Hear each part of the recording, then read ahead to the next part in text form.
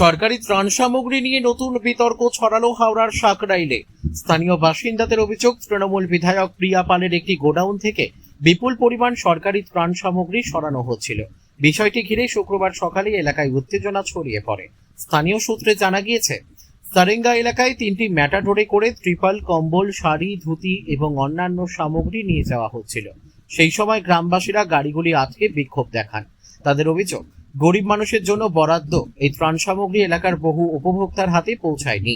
বিক্ষোভকারীদের দাবি, বিপুল পরিমাণ ত্রাণ সামগ্রী দীর্ঘদিন ধরে সংরক্ষিত ছিল এবং তা অন্যত্র সরিয়ে নেওয়া হচ্ছিল। খবর পেয়ে ঘটনাস্থলে পৌঁছায় সাকরাইল থানার পুলিশ এবং প্রশাসনের আধিকারিকরা।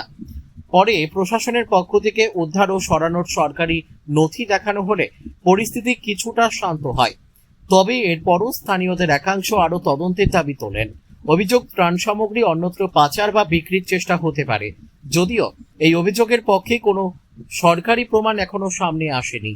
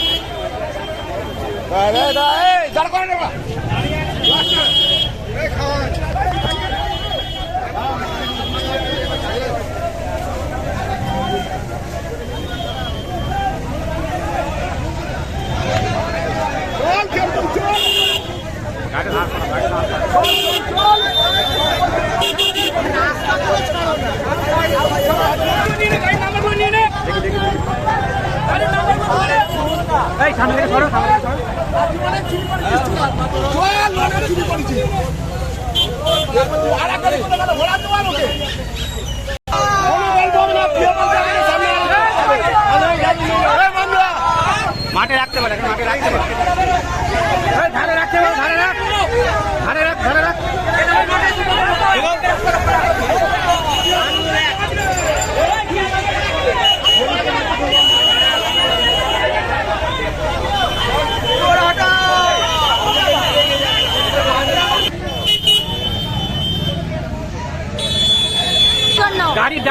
গাড়ির ড্রাইভার বলছিল ভিডিও থেকে নিয়ে যাচ্ছে। ভিডিও থেকে না, পিয়াপানের গোডাউন থেকে এগুলো বেরিয়েছে। এমএলএ পিয়াপানের গোডাউন থেকে এগুলো বেরিয়েছে। পিয়াপান এগুলো বিক্রি করার উদ্দেশ্যে বের করেছে। আপনারা কি চাইছেন? আমরা চাইছি ইমিডিয়েট পিয়াপানকে অ্যারেস্ট করা হোক।